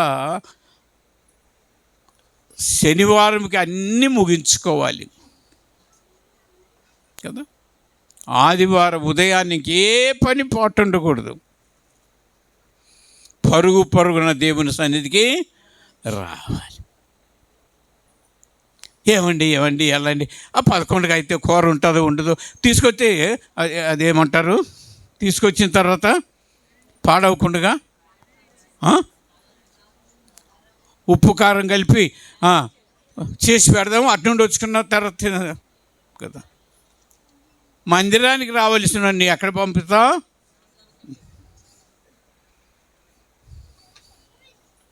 ఏమి తలనొప్పిగా ఉంది, కొద్దిగా టీ పెట్టు, తాగేసి వెళ్దాం. మందిరానికి వెళ్ళసింది ఆవిడని ఎక్కడ పంపిస్తున్నావు? పొయ్యి దగ్గరికి. ఇశ్రాయేలు పద్ధతి, పాత నిబంధన పద్ధతిని మనం అనుసరించాలంటే భక్తి చెయ్యము. పోయినసారి చెప్పాను, దినానికి దినము అంటే ఎన్ని గంటలు? దినం అంటే 24 గంటలు. మనకు దినం ఎప్పుడు మొదలవుతుంది? ఇశ్రాయేలుకు సాయంకాలం మొదలవుద్ది దినం 6 గంటలకి. మనకెప్పుడు మొదలవుద్ది? రాత్రి 12కు మొదలవుద్ది మనకు దినం. అంటే రాత్రి 12 గంటలకు వచ్చే మందిరంలోనికి మరలా దినం ఎప్పుడు ముగుస్తుంది? ఇంత తెలిస్తే పాస్టర్ మాకెందుకు కదా. ఆదివారం రాత్రి, శనివారం రాత్రి వచ్చాం అనుకోండి. శనివారం అంటే ఆదివారం 12 గంటలకు వచ్చాం, రాత్రి వచ్చాం. ఎప్పుడు లేచి వెళ్ళాలి మనం? సోమవారము ఉదయం 11కే, ఉదయం 12 గంటలకి వెళ్ళాలి. అంటే రేపు ఉదయం 12 గంటలకు లేచి వెళ్ళిపోవాలి ఇక్కడ నుండి. అది ఒక దినం. అంటే మహానుభావుడు, జాలిగలని దేవుడు అంతసేపు ఉండలేరే అని ఒక 2 గంటలు, 3 గంటలు, 1 గంట, పావు గంట టైం ఇస్తే అది కూడా వినియోగించుకోవడం లేకపోతున్నటువంటి పరిస్థితి, దాన్ని నిర్లక్ష్య పెట్టే పరిస్థితి, ఆదివారం దేవుని మందిరాన్ని ఎగ్గొట్టే పరిస్థితి. వచ్చేటప్పుడు 8:30 కంటే 10కి వచ్చిన వాళ్ళు ఒకరైతే, 11కి వచ్చిన వాళ్ళు ఒకరైతే, ఆఖరికి ముగింపు టైంలో ఆమీన్ అనే మాటలు చెప్పేటప్పటికి వచ్చేవాళ్ళు మరికొందరు అయితే. ఎందుకు ఈ ఆరాధన క్రమం? నియమాన్ని పాటించకపోతే నీ భక్తి దండగా, క్రమాన్ని పాటించకపోతే భక్తి దండగా. ఇందాక చెప్పానే, వాడవలసిన వస్తువులు కూరల్లో వాడకపోతే ఆ కూర ఎలా పాడైపోతుందో, వాడవలసిన భక్తి విధాన సూత్రాలను వాడకపోతే నీ ఆధ్యాత్మిక జీవితం కూడా ఏమైపోద్ది? దెబ్బతింటుంది. అందుచేత దేవుడు చెప్పినట్లుగా చెయ్యాలి. మందిరానికి రావాలి. మందిరంకి ఎందుకు రావాలి? మందిరంలో ఏముంది? దేవుడు అంటున్నాడు, మొదటి రాజుగా నన్ను చూచిన మాట, అక్కడ నా కనుదృష్టియు నా మనస్సు ఉండును. అంటే దేవుని కనుదృష్టి ఉందట. ఇక్కడ అందరినీ చూస్తున్నాడు. ఆయన మనస్సు ఉందట ఇక్కడ. అందుచేత రావాలి. రెండవది, వారమంతటి దినాన్ని మనకి ఇచ్చాడు బ్రతకడానికి. నాయనా, ఈ వారమంతా నువ్వు మమ్మల్ని కాచి కాపాడావు, మమ్మలను మా బిడ్డలను ఆరోగ్యవంతులుగా ఉంచావు. ఈ వారంలో ఏమీ లేకుండా ఉన్నపాటికి సమృద్ధినిచ్చావు. తిన్న భోజనము ఆరోగ్యమైనట్లుగా, జీర్ణమయ్యేటట్లుగా ఆరోగ్యాన్ని ఇచ్చావు. మరలా రేపు వారం మరలా లోకంలోకి వెళుతున్నాము నాయన, నీ కాపుదల భద్రత మాకు అనుగ్రహించు నాయన అని ఆ వారమంతా జరిగిన రిపోర్టును ఆయనతో చెప్పుకోవడానికి, మరుసటి వారంలో జరగవలసిన కార్యక్రమాల కొరకు, ఆయన కాపుదల కొరకు మందిరానికి రావాలి. అర్థమవుతుందా నీకు? మందిరం అంటే నిర్లక్ష్యం చాలామందికి. మరొకటి చెప్పనా, పెళ్ళిళ్ళు జరుగుతాయి కదా, పెళ్ళి కొడుకు ఇంటి దగ్గర లేదంటే పెళ్లి కూతురి దగ్గర జరిగినప్పుడు, పెళ్లి కొడుకు ఇంటి దగ్గర పెళ్ళి జరిగింది అనుకోండి, ఉదయం పెళ్ళి అన్నారు అనుకోండి, ఎప్పుడు వెళ్ళి తీసుకెళ్ళాలి అమ్మాయిని? రేపు పెళ్ళి అన్నారు అనుకోండి, ఎప్పుడు తీసుకెళ్ళాలి? ఈరోజు సాయంకాలంకే ఉండాలి. అక్కడికి వెళ్ళిన తర్వాత ఆ పెళ్ళి కొడుకు సంబంధులైన వారు ఆ పెళ్లి కూతుర్ని, అమ్మ అలా చెట్టు ఉంది, ఆ చెట్టు దగ్గర కూర్చోండి, అని అంటారా? ఏమంటారు? హలో, ఏమంటారు? పెళ్ళిళ్ళు చేయలేదా? విడిది గది అంటారు. గదిని ఇస్తారు వాళ్ళకి. ఆ పెళ్లి కుమార్తె ఆ విడిది గది ఏమిటంటే అది సిద్ధపాటు కలగడానికి, సిద్ధపడడానికి అనువుగా ఉండవలసిన గది అది. ఇక్కడ అర్థం చేసుకొని చెప్తున్నాను.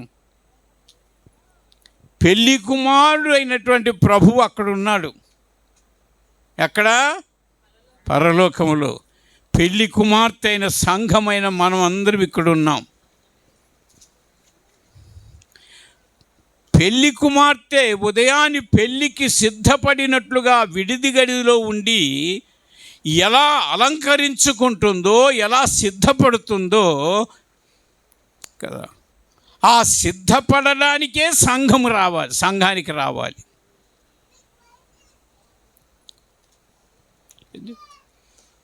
ఇంకా అర్థమైతే చెప్తాను. ఆ విడిది గదిలో ఏముంటాయి చెప్పండి? ఆ పెళ్లి కుమార్తెకి ఏమిస్తారు అక్కడ? ఏమండి? ఏమో మీరేం చేయలేదు, నాకేం అర్థం అవటంలా. పెళ్ళిళ్ళకి వెళ్ళలేదా? అప్పటిదాకా ఎందుకు, ఆఖరికి వెళ్ళి ముద్ద తినేసి వస్తే సరిపోయి. ముద్దకి వెళ్ళినటువంటి వాళ్ళు చాలామంది. ఇదేనా విధానము? ఆ విడిది గదిలో అద్దం ఉంటుంది. ఆ విడిది గదిలో దువ్వెన ఉంటుంది. ఆ విడిది గదిలో అలంకరణ వస్తువులు ఉంటాయి. గమనించారా? అలాగే అద్దము అనేటువంటిది సంఘములో ఏముంటాయంటే, ఆ విడిది గదిలో ఏ వస్తువులైతే ఉన్నాయో అవే వస్తువులు సంఘములో ఉంటాయి. ఏదంటే అర్థమేం కనిపించలేదు అనుకునేవాళ్ళు. దేవుని మాట చెప్పుతుంది, వాక్యమే ఒక అద్దము. నువ్వు వచ్చిన వెంటనే నీ ప్రతిబింబం కనబడుతుంది, నీ రూపురేఖలు కనబడతాయి, నీ ఆధ్యాత్మిక అలంకరణ స్థితి కనబడుతుంది. పెళ్లి కుమారుడు మెచ్చడానికి యోగ్యమైనటువంటి అలంకరణ చేసుకోవడానికి అద్దం ఉంది. ఆ అద్దమే వాక్యము. ఇక్కడ వాక్యం అనే అద్దములో వాక్యము వినబడుతుంది, వెదజల్లబడుతుంది. ఆ వాక్యము ద్వారా మనం సరిచేసుకోవలసినటువంటి అద్దములో చూచి మన రూపురేఖలను, మన జుత్తును, మన వస్త్రధారణను ఎలా అలంకరణ సరిదిద్దుకుంటామో అలాగే దేవుని వాక్యము వెదజల్లబడుతుంటే మన లోపాలను మనం సరిదిద్దుకోవలసిన పరిస్థితిగా ఉంటుంది. నువ్వెన్ని సంవత్సరాలు వచ్చినా నీ పరిస్థితి, నీ బ్రతుకును, నీ ప్రవర్తనను, నీ మాట విధానాన్ని, నీ జీవన విధానాన్ని నువ్వు సరిదిద్దకపోతే ఆయన మెచ్చడు, నిన్ను వివాహము చేసుకోడు. విడవబడతావు, నష్టపోతావు, నరకాగ్నికి వెళ్ళిపోతావు. ఎందుకా ఈ భక్తి? మందిరము యొక్క ప్రాముఖ్యత ఎంత గొప్పదో చూడండి కదా. అంతేకాదు, దువ్వెన ఉంటుంది. వాక్యం అనే అర్థమే కాదు, దువ్వెన ఉంటుంది. దువ్వెన ఎందుకు ఉంటుంది? చిరిగిపోయిన జుత్తును సరి చేసుకోవడానికి. ఆ దువ్వెన ప్రార్థనకు సూచన. ఆ దువ్వెన ప్రార్థనకు సూచన. ప్రార్థన, ఇక్కడ ప్రార్థన జరుగుతుంది. ఆ ప్రార్థనలో మనం సరిదిద్దుకోవలసిన వాటిని అందుకన్నాడు, తమ్ము తాము తగ్గించుకొని ప్రార్థనలో పాటించవలసిన నియమం. నువ్వు తగ్గించుకోకపోతే, నీవు విధేయత చూపించకపోతే, నువ్వు లోబడకపోతే, నేను అందరికన్నా మోనార్కురాల్ని, అందరూ నా మాట వినాలి, అందరూ నేను చెప్పినట్లుగా చేయాలి అనుకుంటే కుదరదు మందిరములో కదా. దేవుని యొక్క నిబంధన ప్రకారంగా జీవించవలసిన విధానాన్ని నేర్పించాడు. ఇదిగో ఆయన చెప్పినట్లుగా జీవిస్తే మన బ్రతుకులు బాగుపడతాయి. మనుషుడు చెప్పినట్లుగా జీవించామా నష్టపోతాం. వాక్యమే మనకు ఆధారం, వాక్యమే మనకు పునాది, వాక్యమే మన జీవితాన్ని సరిదిద్దగలిగింది. వాక్యమే మూలమట్టము అంటాడు, వాక్యమే నూలుతాడు అంటాడు కదా. మేస్త్రి ఇల్లు కట్టేటప్పుడు కదా, ఇటుక మీద ఇటుక పెట్టినప్పుడు ఏం చేస్తాడు? వడంబము అనేటువంటి ఒక గుండును ఇడుస్తాడు కిందికి. ఏదైనా కాసింత ముందుకు వచ్చిందంటే ఇటుకను తాపితో ఒక దెబ్బ వేస్తాడంతే. అమ్మమ్మ నన్ను కొట్టేస్తున్నావా అనే ఇటుక అనుకుంటే గోడ సగరికి వస్తుందా?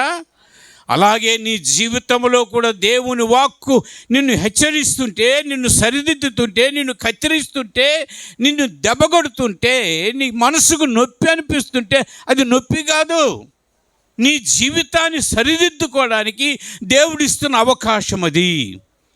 ఆ అవకాశాన్ని వినియోగించుకుంటే మేలు పొందుతావు. ఆ చక్కగా గోడ ఎలాగైతే ఉందో అలా ఉంది కదా. ఇప్పుడు గోడకి ఇటుకలన్నీ పైకి వచ్చాయనుకో, ఒకటి ఇటుక వచ్చి పైకి ఒకటి ఎలా ఉంటుంది చూడడానికి? వికారంగా ఉంటుంది. మన భక్తి జీవితం అంటే లోకం మనల్ని చూస్తే వీళ్ళేం భక్తి పరులరా అన్నట్టుగా ఉండకూడదు కదా. మూడవది, అలంకరణ వస్తువులు పెట్టి ఉంటుంది. ఆ పెట్టెలు అన్నీ ఉంటాయి. ఆ పెట్టె దేనికి సాదృశ్యమో తెలుసా? పరిశుద్ధాత్మ దేవునికి సాదృశ్యం. అంటే మందిరములోనికి నువ్వు వచ్చి వాక్యం అనేటువంటి అద్దములో నీ జీవితాన్ని సరిచేసుకుంటూ, దువ్వెన అనే ప్రార్థనతో నీ బ్రతుకును సరిదిద్దుకుంటూ, పరిశుద్ధాత్మ దేవునికి లోబడి, నాయనా నీ నిస్సహాయుడిని నిస్సహాయరాల్ని, నా వల్ల ఏమి జరగదు ప్రభువా, నీవే సర్వశక్తిమంతుడమైన దేవుడు నాయనా, నన్ను సిద్ధము చేయి ప్రభువా అని. ఎస్తేరు గ్రంథం దానికి గొప్ప సాదృశ్యం. 127 దేశాల నుండి వచ్చారు. ఒక దేశం కాదు, ఒక ప్రాంతం కాదు, 127 దేశాల నుండి అందరూ రాణిలవ్వాలని, నేను రాజు పక్కన కూర్చోవాలనే తపన, తాపత్రయము, ఆలోచనతో పరుగులెత్తుకొని వచ్చారు కదా. అలాగే క్రైస్తవులమైన మనం కూడా అందరము పరలోక రాజ్యం వెళ్ళాలి. పరలోక రాజ్యం వెళ్ళకూడదని ఆశ లేని వాళ్ళు ఎవరున్నారు చెప్పండి? ఎందుకు ఈ భక్తి చేస్తున్నాం? పరలోక రాజ్యానికి వెళ్ళాలి. పరలోక రాజ్యం ఉట్టినే రాదు. ఇప్పుడు హైదరాబాద్ వెళ్ళాలంటే, రైల్వే స్టేషన్లోకి వెళ్ళి హైదరాబాద్ వెళ్ళాలంటే వెళ్తావా? ఏం చేయాలి? టికెట్ కొనాలి. ఆ టికెట్ కొనుక్కోకుండా కొని నువ్వేం చేయాలి? టికెట్ చేతన పట్టుకొని హైదరాబాద్ వెళ్ళాలి అవుద్దా? ఏం చేయాలి? హైదరాబాద్ వెళ్ళి బండి ఎక్కాలి కదా. ఎక్కాలి, సావకాశంగా కూర్చోవాలి కదా. ప్రయాణానికే ఇన్ని నిబంధనలు ఉన్నాయే, మరి భక్తికి పరలోకం అంటే ఊరిని వచ్చేస్తుంది అనుకున్నావా? ఎంతో శ్రమ ఉంది. ప్రభువా ప్రభువా అని పిలుచు ప్రతి ఒక్కరూ పరలోక రాజ్యమును ప్రవేశించలేరు. కానీ తండ్రి చిత్తము, ఆ చిత్తము అనే దాంట్లో ఇమిడి ఉంది భక్తి జీవితం అంతా. ఆ చిత్తాన్ని నువ్వు నెరవేర్చకపోతే, ఆ చిత్త ప్రకారంగా నువ్వు జీవించకపోతే, నీ కుటుంబాన్ని, నీ బిడ్డలను అల్లరి చేస్తావు నీవు. లోకం అనుకుంటుంది వీళ్ళేమిట్రా, అందుకన్నాడు రోమా 2:24 మిమ్మును బట్టియే కదా నా నామం అన్య జనాంగమ మధ్యలో దూషణ పాలవుతుంది అంటాడు, అభాష పాలైపోతుంది అంటాడు. మనలను బట్టి దేవుని నామం మహిమపరచబడాలి. అదే సాక్ష్యాన్ని ముందు చూస్తాం కదా. మహిమపరచబడాలి. మనల్ని బట్టి దేవుని నామం ఏమవుతుంది? దూషణ పాలవుతుందట. మన బ్రతుకును బట్టి, మన భక్తిని బట్టి, మన విశ్వాసాన్ని బట్టి, మన వస్త్రధారణ బట్టి దూషణ పాలైపోతుందట. ఆయన పేరు అభాషపాలు చేయడానికా మనకు రక్షణ ఇచ్చాడు? ఆయన పేరు బజారును పడేయడానికా మనకి రక్తం కార్చాడు ఆయన కదా? మనం ఆయన పేరు నిలబెడతామని యెషయా 43:7 అదే 43:7 అదే అంటాడు, నా మహిమ నిమిత్తము నేను సృజించిన వారు. అంటే ఆయనకి పేరు తెస్తామని కదా.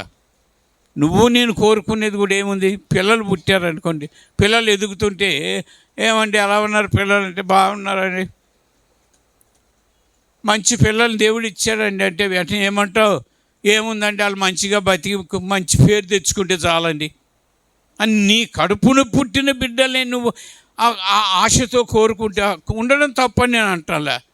నీకే అంత ఆశ ఉన్నప్పుడు నిన్ను 9 నెలలు గర్భములో పిండంగా ఏర్పాటు చేసి కాచి కాపాడి పోషించి బయటికి తీసుకొచ్చి ఇంత స్థాయికి నడిపించి ఒక ఉన్నతమైన స్థితి కలిగించి ఉన్నటువంటి ఆ తండ్రికి ఎంత పేరు తేవాలి? మనం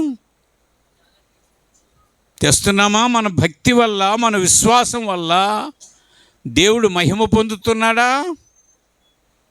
ఆలోచించాల్సినటువంటి విషయాలు ఇవన్నీ.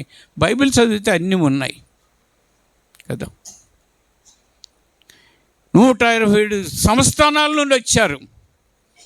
అందరూ వార్డెన్ గారు ఉన్నారు అక్కడ, హేగే అనేటువంటి ఆయన చేతికి అప్పగించారు. రాజు ఒక ఆజ్ఞ వేశాడు, ఎవరికి ఏ అలంకరణ వస్తువు కావాలంటే అది లేదు అనుకోకుండా ఇమ్మన్నాడు.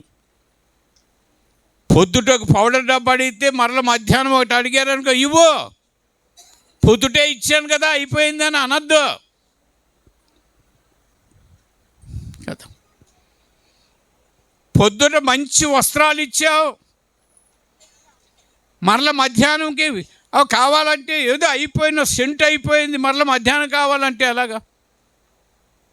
పెద్ద సెంటు బాటలు ఇచ్చావు, అది మరలా అయిపోయిందంటే ఆయన ఏమంటాడు చెప్పండి? నీ కడుపును పుట్టిన పిల్లలకే పొద్దుట ఏదైనా ఇచ్చి పంపించామంటే స్కూల్ నుండి, ఇంటికి అయిపోయింది మమ్మీ తినేసానంటే ఊరుకుంటావా? మనమే ఎంత ఆయాసాన్ని ఎలగాకుతామే. మరి మన కొరకు ఇంత ప్రయాసపడ్డా ఒక్కసారి ఆయన శిలువ మరణాన్ని జ్ఞాపకం చేసుకోండి, ఆయన శిలువలో పొందిన బాధలను జ్ఞాపకం చేసుకోండి. ఇంత బాధ మన కొరకు అనుభవించినటువంటి ఆ తండ్రికి అవమానం చేస్తామా? ఆ తండ్రిని ఏడిపిస్తామా? ఆ తండ్రిని నవ్విస్తామా? అది మన జీవితం మీద ఆధారపడి ఉంది. ఎలాంటి బ్రతుకుతున్నావు క్రైస్తవ జీవితంగా అనేది చాలా ప్రాముఖ్యమైనటువంటి స్థితి కలిగినటువంటి పరిస్థితి. అందుచేత అందరూ అప్పచెప్పారు, అందరికీ కావలసిన అలంకరణ వస్తువులు ఇవ్వబడ్డాయి. అక్కడ 127 సంవత్సరాల్లో నుండి రాబడిన వారిలో ఎస్తేరు అనే ఒక అమ్మాయి ఉంది. ఆ అమ్మాయి పినతండ్రి అక్కడే పనిచేస్తున్నాడు, పెంచుకున్నాడు ఆయన. అమ్మాయికి తల్లిదండ్రులు లేరు, అమ్మాయిని పెంచుకున్నాడు. ఎస్తేరు అనే అమ్మాయిని మొర్దుకయ్య అనేటువంటి ఆ వ్యక్తి పెంచుకున్నాడు. సంస్థానంలోనే ఉన్నాడు కాబట్టి నా కూతురును కూడా పంపిస్తానని హేగే చేతికి అప్పగించాడు. అందరూ కోరుకున్నట్లుగా ఎస్తేరు కోరుకోలే. హేగే దగ్గరికి వెళ్ళి అంటుంది, హేగే గారు, మీ రాజుగారి మనస్సు ఎలాంటిదో, ఆయన అభిరుచులు ఎలాంటివో, ఆయనకి ఎలా ఉంటే ఇష్టపడతామో, ఆయన ఎలా ఉంటే మెచ్చుకుంటాడో అది మీకు తెలుసు. కాబట్టి నాకు నేనుగా అలంకరించుకునే కన్నా, నాకు నేనుగా సిద్ధపడే కన్నా మీరు నన్ను సిద్ధం చేస్తే, మీరు నన్ను అలంకరిస్తే, మీరు నన్ను అలంకరించినట్లుగా మీ అలంకరణకు నేను లోబడతానని తల వంచింది హేగే దగ్గర. హేగే సిద్ధము చేశాడు ఎస్తేర్ని. ఆ 127 మందికి ఒక రోజు వచ్చింది రాజు సముఖంలోనికి వెళ్ళవలసిన పరిస్థితి. అందరూ వెళ్తున్నారు వస్తున్నారు, అందరూ వెళ్తున్నారు వస్తున్నారు. ఒక ఇంటర్వ్యూకి వెళ్ళామనుకోండి, లోపలికి వెళ్ళిన వాళ్ళకి ఒక బెంగ, ఒక బెదురు, ఒక భయము. బయట కూర్చున్న వాళ్ళకో ఇంకా భయంగా ఉంటుంది. ఏం అడిగారో, ఏం చేశారో, తీసుకున్నారో లేదు. అలాగే ఎస్తేరు అలా నిలబడి ఉంది. ఆమెకు వచ్చింది వంతు. ఎస్తేరు అని పిలిచారు. వెళ్ళింది. ఆ గుమ్మంలోకి వెళ్ళేటప్పటికి చూచాడట రాజు. చూచిన వెంటనే ముగ్ధుడైపోయాడు.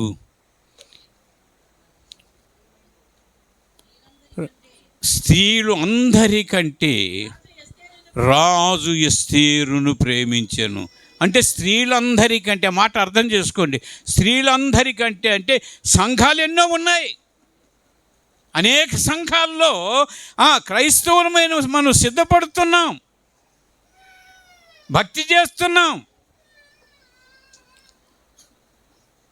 ఆ సంఘాలన్నిట్లో ఉన్నటువంటి క్రైస్తవులందరినీ కలిపితే, ఈ విజయనగరంలో ఎన్ని సంఘాలు ఉన్నాయో అందరినీ తీసుకొచ్చి ఒక గ్రౌండ్లో నిలబెడితే ఎన్ని వేల మంది ఉంటారండి? చాలామంది ఉంటారు. ఆ 1000 మందిలో ఒక్కరిని ఎన్నిక చేసుకున్నాడట ఎస్తేర్ని. అలాగే 1000 మంది భక్తి చేస్తున్నప్పటికీ, 1000 మంది భక్తిలో సాగుతున్నప్పటికీ ఆయన అలంకరించినట్లుగా అలంకరించబడిన వారికి మాత్రమే పరలోక రాజ్యం కదా. అందుకు ఆ విడిది గదిలో ఏమేమి ఉన్నాయి? అద్దం ఉంది, వాక్యం అనే అద్దం ఉంది. నిన్ను నువ్వు చూసుకోవడానికి అవకాశం ఇవ్వబడుతుంది. దువ్వెన ఉంది, సరిదిద్దుకోవడానికి ప్రార్థన అనే దువ్వెన ఉంది. రెండవది, అలంకరించుకోవడానికి అలంకరణ వస్తువులు ఎలాగైతే ఉన్నాయో పరిశుద్ధాత్ముడు ఉన్నాడు ఈ మందిరములో. అందుకు మందిరానికి రావాలి. ఇంటి దగ్గరికి కూర్చుంటాను, టీవీలో వచ్చేస్తున్నాయి, ప్రసంగాలు వస్తున్నాయి, పాటలు వస్తున్నాయి, ఆరాధన అయిపోతుంది, ఆశీర్వాదం అయిపోయింది ఆరాధన అనుకుని పిచ్చి వాళ్ళు లేకపోలేదు. మందిరము అంటే అది ప్రత్యేకించబడిన స్థలము. దేవుడు తన ప్రజలను కలుసుకోవడానికి ఏర్పాటు చేసుకున్న స్థలము. మందిరాన్ని నిర్లక్ష్యం చేయదు. నిర్లక్ష్యం చేస్తే నష్టపోతావు అంతే. వేరే ఆప్షనే లేదు.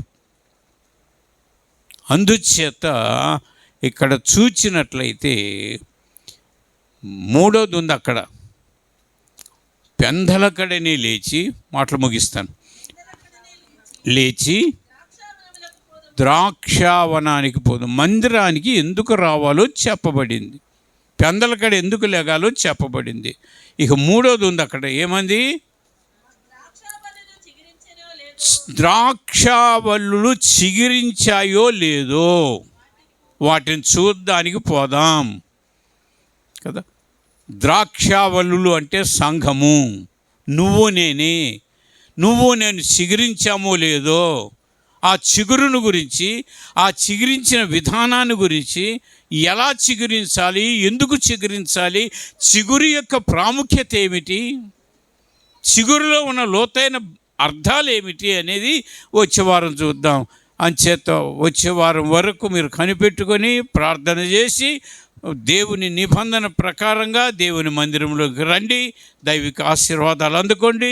దేవుని వాక్య ప్రకారంగా జీవించండి, మేలును అనుభవించండి. అట్టి కృప దేవుడు మీకును, మీ కుటుంబాలకు, మీ బిడ్డలకు, మీ ఉద్యోగ వ్యాపారాదులకు దేవుడు తోడుగా ఉంచి నడిపించునుగాక. ఆమేన్.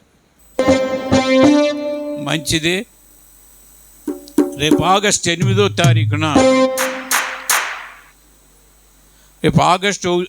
తారీఖున ర్యాలీ ఉంది. క్రైస్తవ సంఘాలన్నీ కలిపి ర్యాలీ చేస్తున్నాయి. ఎందుకంటే దళితులైన వారు క్రీస్తు ప్రభువుని నమ్ముకోవడానికి లేదు.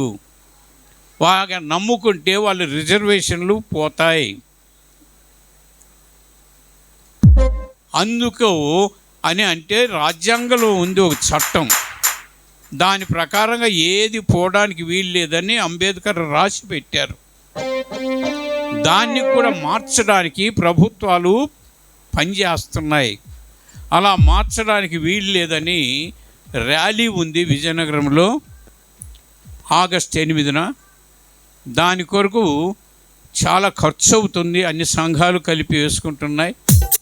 అంచేత పోయిన 2 వారాలు బట్టి చెప్తూ వస్తున్నాను. అంచేత దాని కొరకు మీ దాతృత్వాన్ని కనబరిస్తే అది వాళ్ళకి అందించాలి. అంచేత తెచ్చిన వాళ్ళు ఇచ్చేయండి. పాస్టర్ గారి చేతికి లేకపోతే పాస్టర్ గారి చేతికి ఇవ్వండి. ఆ పేర్లు రాసుకోమా ఎవరు ఇస్తారో. లేదంటే మరి వచ్చే వారం కన్నా మీరు తీసుకొచ్చి ఇస్తే వారికి అందించవచ్చు. అది అందరి బాధ్యత.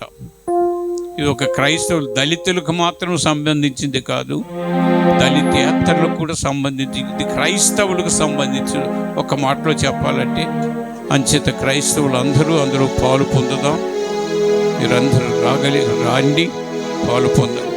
అలాగనే రేపు ఉదయం సిమ్స్ బ్యాప్టిస్ట్ చర్చిలో దాని కొరకే ప్రత్యేకమైన ప్రార్థన సమావేశం ఉంది. ప్రార్థనకి అక్కడేమి ప్రసంగాలు ఉండవు. అంచేత ప్రార్థనలో పాలు పొందాలని, ప్రార్థన చేసుకోవాలని మనసు ఉంటే 9 నుండి 2 వరకు ప్రార్థన జరుగుతుంది. అంచేత అక్కడికి రండి, ప్రార్థనలో పాలు పొందండి. నీ బాధ్యతను నెరవేర్చు. ఇంత కార్యక్రమం జరిగించాను కదా విజయనగరం పట్టణంలో, ఈ మరణాత విశ్వాస సమాజంలో. నేను ఒక విశ్వాసిగా ఉన్నాను, క్రైస్తవుడుగా ఉన్నాను. నేనేం చేశాననేటువంటిది నువ్వేం చేసావని ఆ రోజున ప్రభువు అడిగితే లెక్కలు నిలబడే వాళ్ళుగా ఉండేటట్లుగా మనం కార్యక్రమాల్లో ముందుకు వెళదాం. అట్టి కృప దేవుడు మీ అందరికీ అనుగ్రహించునుగాక. మనం అందరూ లేచి నిలబడి ఒక పాట పాడుతూ కానుకారాధన చేద్దాం. ఏవైనా ప్రత్యేకమైన ప్రార్థనలు మీ కుటుంబాల దగ్గర జరపాలంటే చెప్పండి. అలాగనే ఏమైనా ప్రార్థన అవసరం ఉంటే పాస్టర్ గారికి తెలియచేయండి. మీ కొరకు ప్రార్థన చేస్తాం. అందరూ లేచి భక్తి భావంతో కానుక సమర్పణ ప్రార్థన చేద్దాం.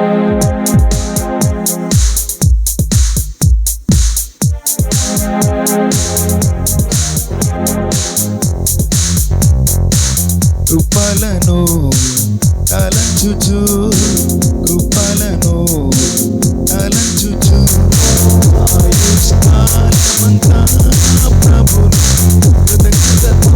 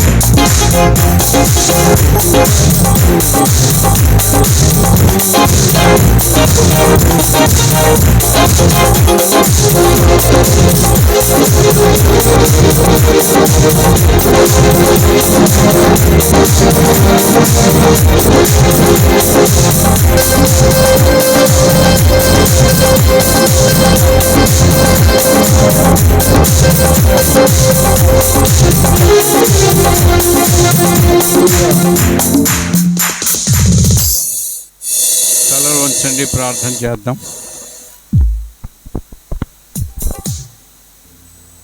ఎవరు మౌనంగా ఉండకండి, దైవ సన్నిధిలో ప్రార్థించుకుందాం.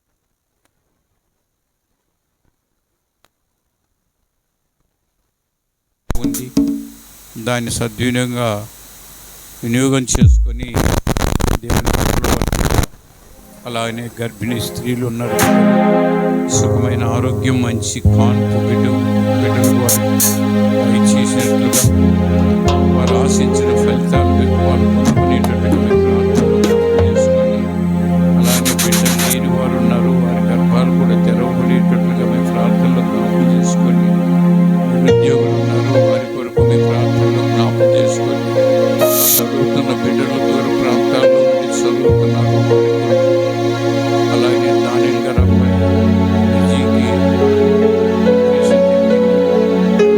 ఆరోగ్యం కొరకు చదువు కొరకు ప్రార్థనలో జ్ఞాపకం చేసుకొని,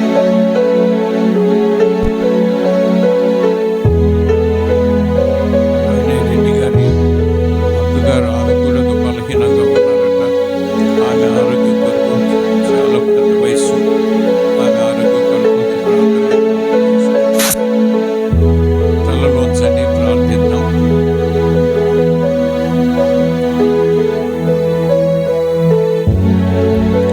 సహోదరి విజయ ప్రార్థన చేయండి. మిసెస్ ఆమోస్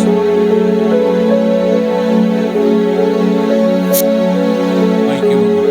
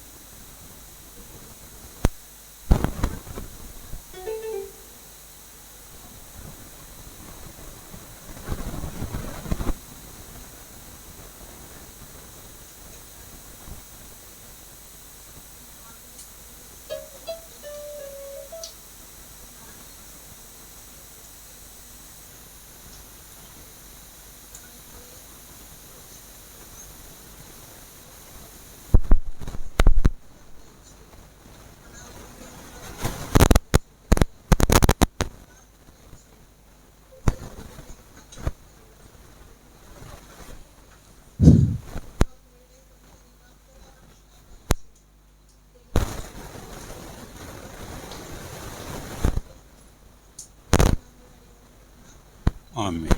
ప్రేమమయుడా, పరిశుద్ధుడా, మీకు వందనాలు.